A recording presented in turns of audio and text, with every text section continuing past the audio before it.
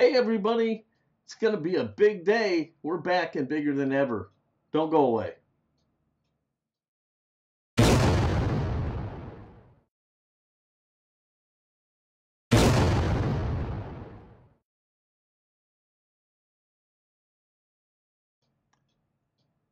Hey gang, it's Paul from Fat Guy Productions coming to you as always from beautiful Las Vegas, Nevada. And yes, indeed, we are back bigger and better than ever with a 3-blind mice build. Before we get to it, I want to talk to you briefly about some anomalies you may see in this video or the next video.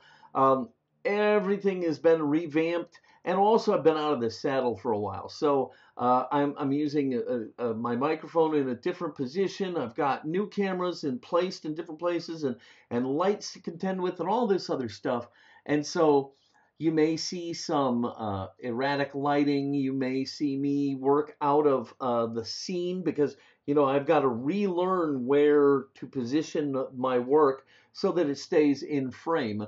But please, in advance, forgive me for any of that stuff. It's a learning curve all intended to make my product better for you guys. All right, but yeah, let's get to the topic at hand, which is the 3-blind mice build. That's right, it is the 3-blind mice Invitational, and this month we are building the Hot Wheels Anglia. It's going to be a lot of fun, so let's get to it. Oh man, I cannot tell you how good it feels to be back in the saddle, especially with a fun-low casting like the Hot Wheels Anglia. I believe this was Lee's pick, and I have to say it was a damn fine one, if I do say so myself. It's got a lot of potential. It's a cool casting, the little flip-up hood. I just love everything about it. It's going to be a ton of fun, so let's get this sucker taken apart.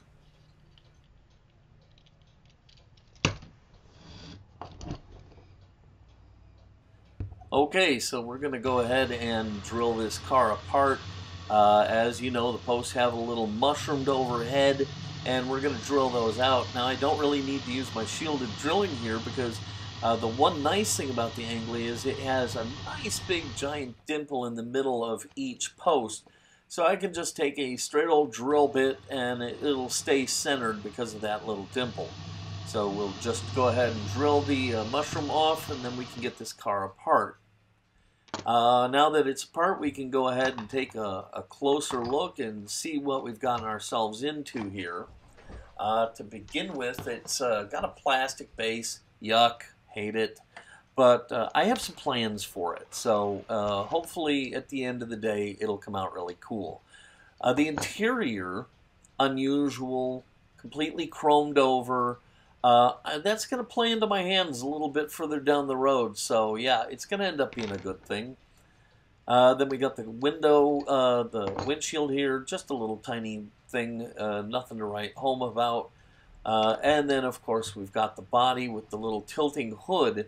Now, there's no way I'm taking this hood off, so we're going to have to work with it on the body. This Z-Mac, the metal that they make these castings out of, is not the strongest stuff in the world. And if I take it off, the odds are 98% that I'm going to break something and have to start all over again. So it's not worth the risk. Yep. All right, now, I don't know if you know this, but because people were killing themselves in America with the paint stripper that most of us were using, it's been pulled off of the shelves. And so, whether I like it or not, we're going to have to try Citrus Strip. So, I love the color. Hey, what the hell? So, into the warm liquid goo it goes. Oh, yeah, baby. That is satisfying as hell, I got to be honest with you.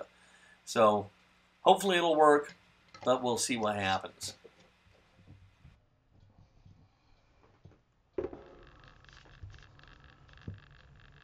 Now, to my understanding, Citrus Strip just takes a little bit longer, but it doesn't really bother me because I'm a very slow worker.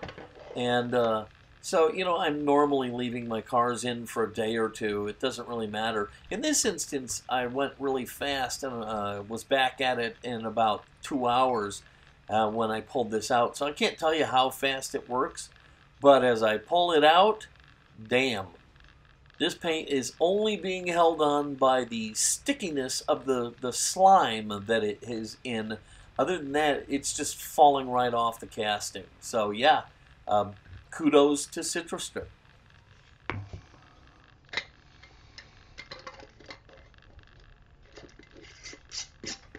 So even though the paint is really just being held on by the friction or the suction of this slime, I'm still going to use a little toothbrush just to kind of knock it off of the car, make my efforts at the sink a little bit easier.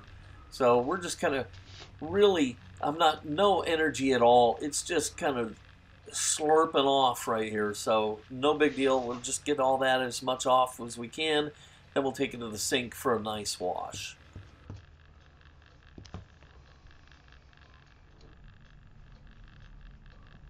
Alrighty, so we're back from the sink, and as I expected, all the paint just fell right off of this thing, but I'm still going to do my normal procedure. I'm going to hit the body up with a brass bristle brush. I don't really need to go too hog wild here because this is going to get opaque paint.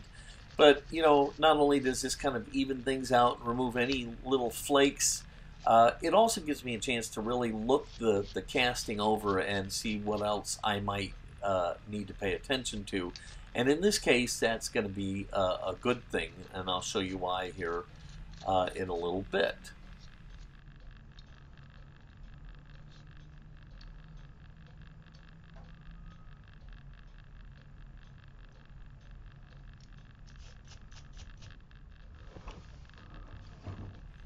Okay, so before I put in too much more work, I like to kind of have an idea of how I'm going to roll with the wheels.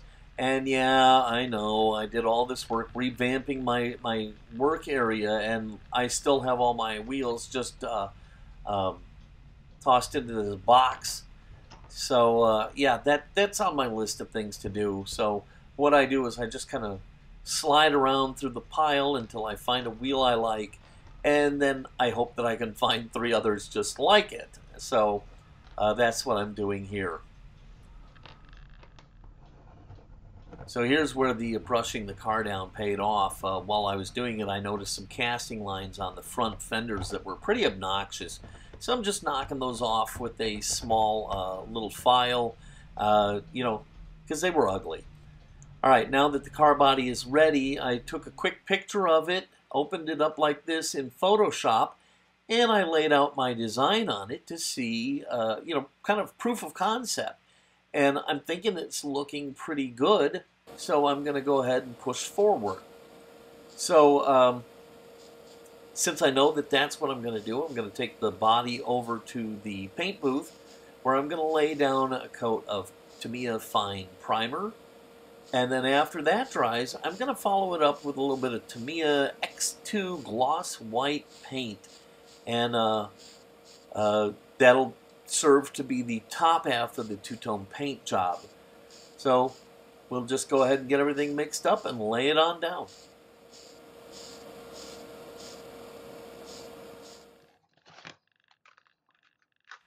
Okay, so I'm back over at my work area after putting on the gloss white. I've baked it so it would be thoroughly dry because I'm going to put tape on it. So, you know, I got to make sure that this thing is dry.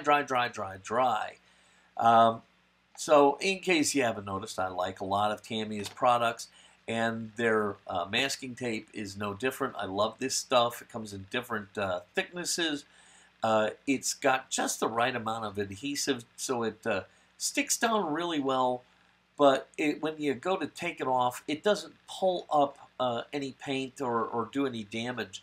So I really like this stuff, and I'm going to use it to go ahead and mask off the top half of the car that's going to stay white, and I'm using this fabulous molding line right around the body of the car as a guide, and it's going to make for a pretty easy masking job.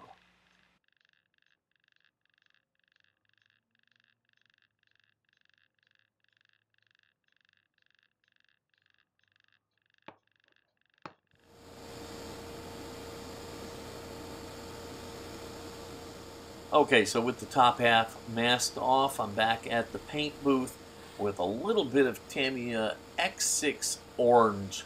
It is a nice, glossy, bright, happy orange color. It's going to look fantastic on the model.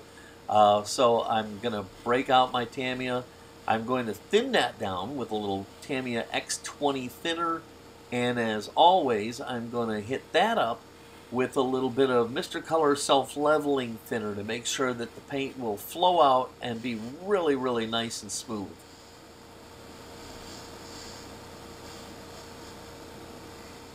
Now there's two ways you can tackle painting when you've got something masked off.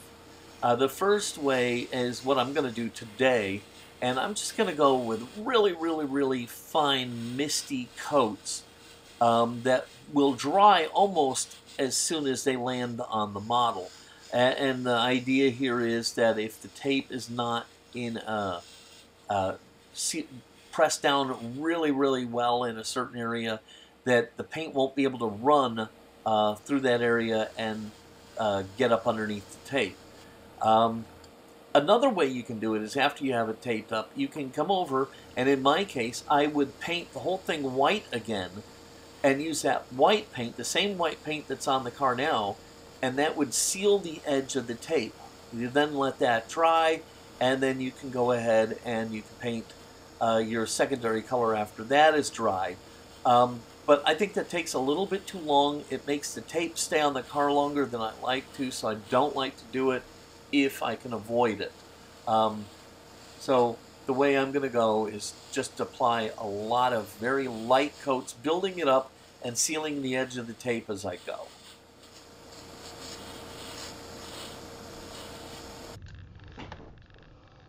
Now, if you've watched my videos for any length of time, my diecast videos, you know I have a philosophy that as soon as the airbrush is clean, get the tape off the car.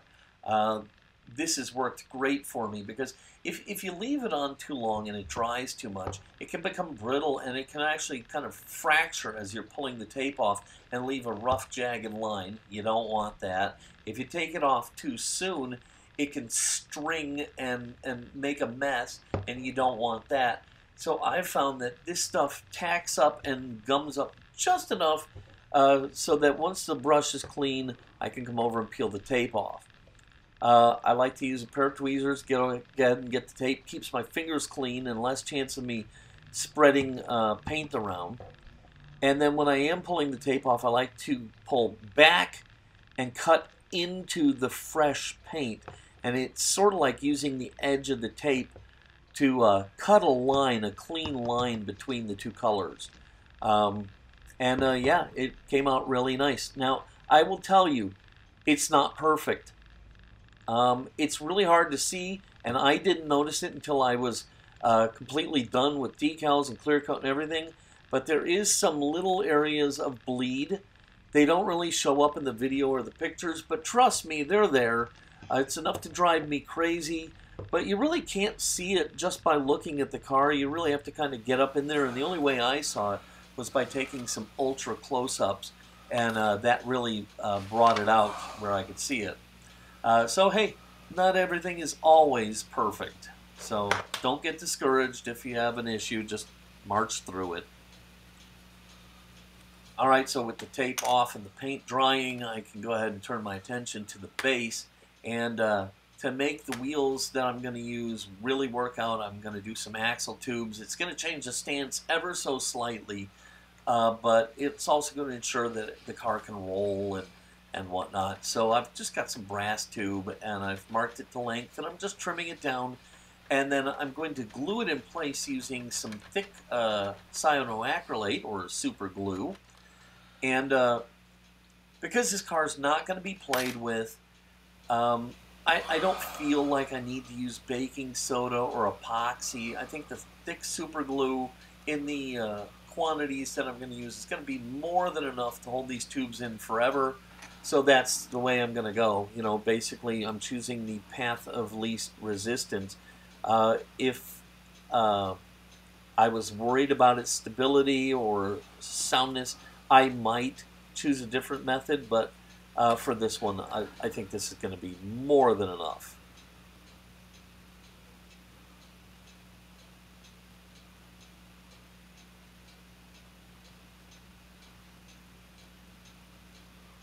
Okay, so one downside to the thick CA is that it takes a lot longer to dry, especially because I'm putting it on fairly heavy. So we're going to have to set this aside to dry after we get the axle tubes glued in. But fear not, we have plenty of other work to do.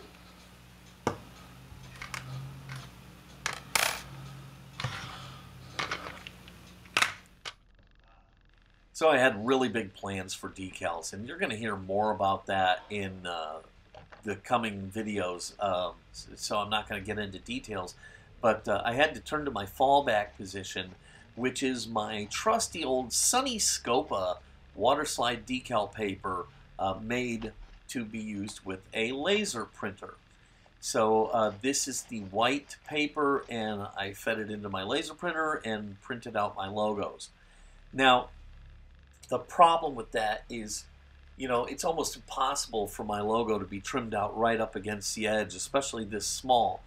Well, I decided that if I print it on a white background, I'm putting it on the white part of the truck, and I think it should be fine. So it was okay to just kind of trim near to the logo and not try and remove all the white.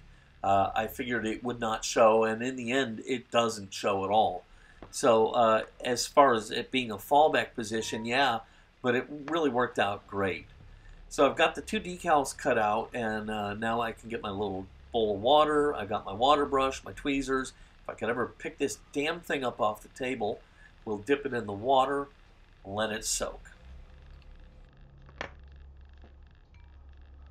While the decal soaks and softens, I can put a little bit of water on the side of the truck where the decal is going, and then we'll pick the decal up, we'll slide it off the paper just a little bit, and grab it, take it over to the car, and slide it off onto the body.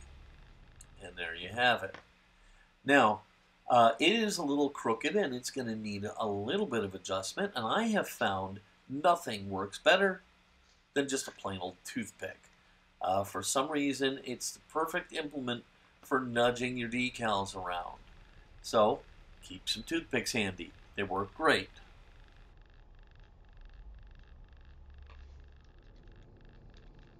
Okay, so once the decals are on, I'll go ahead and clear coat the entire vehicle with some clear coat from Bright Vision and seal those decals in and give the vehicle a beautiful glossy finish. And while that's drying, I can turn my attention to the motor. So this is what I was talking about how the chrome was going to be an advantage to me. It's going to look fantastic. I'm going to weather it, but it's going to look great. And so what I'm doing here is I've got a pin vise, and I'm drilling little holes in the block, 4 on each side, and one bigger one in the top where the distributor cap would go. You see, I felt like my design was a little too plain, and to step things up, I decided to do a little super detailing. So I'm making spark plug wires now out of lead wire, a very thin lead wire. I'm making each piece about 3 inches long, and I'm cutting out 8 of them.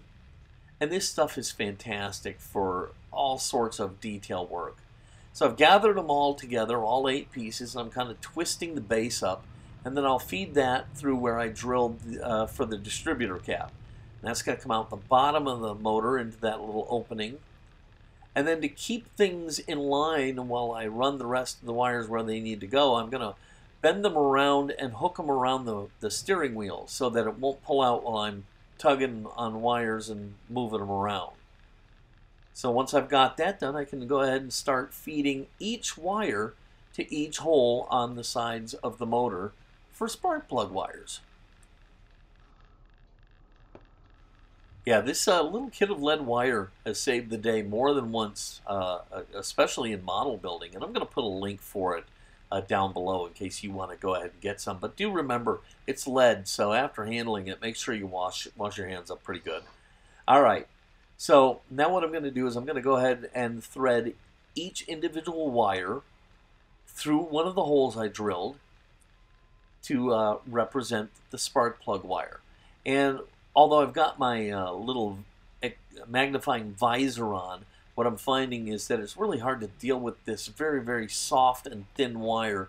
So out comes the tweezers. Okay, so using the tweezers, I can go ahead and grab the end of the wire, and I'll bring it around, and I'm going to poke it through the hole where it's got to go. Then I can reach behind, grab the wire I just put there, and pull it through. And I'm just going to be careful as I pull it through to make sure it's positioned the way I want it, that it's not too loose or too tight, and that it looks like a spark plug wire. And here you can see the result. I think it came out fantastic. And another thing I also did is I drilled out the intakes, the little intake tubes at the top. And I think that motor just looks amazing. I hit it up with a little black wash and super happy with it. But the super detailing isn't going to end there. We're going to turn our attention to the base now, which I have painted a flat black. And now I'm going to use a little Tamiya metallic silver, and I'm going to paint in the details, the drive shaft, the transmission, the wheelie bar, the whole 9 yards, and give that a really nice detailed look as well. And just a quick funny story about all this super detailing. I didn't pay close enough attention to what the engine looked like when the base was in the car body, and you lose a lot of the detail in the plug wires once that is put back together. You can still see it, and it still looks great, but there's a lot missing that I wish was showing. All right, well, we're just about done. We've detailed everything, and now we just need to screw this sucker back together using my little button head screws, my Allen wrench, and then we can call this project just about done. It was a really fun build. I loved the casting. Just a lot of details to play with, and a lot of fun. And you can bet that as this car sits on my shelf, it's going to be sitting on my shelf with the hood up so you can see the details on the engine, because it really looks fantastic. But, you know, it's got the big old fat drag slicks in the back, the skinnies in the front, the wheelie bar, my logo, my color scheme. I think it just came out great. I hope you're going to love it. So let's take a look at the finished product.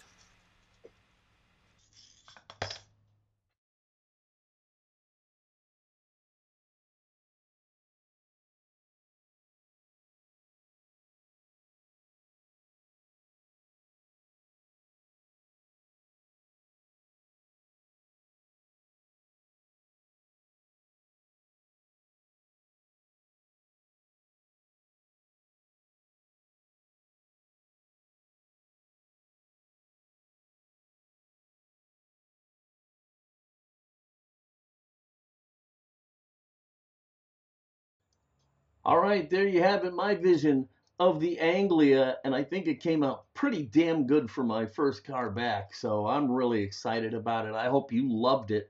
As far as the decals go, I had a bigger, better plan, and it kind of fell through, so I had to take the fallback position, but you're going to hear a lot more about that coming up, I promise you.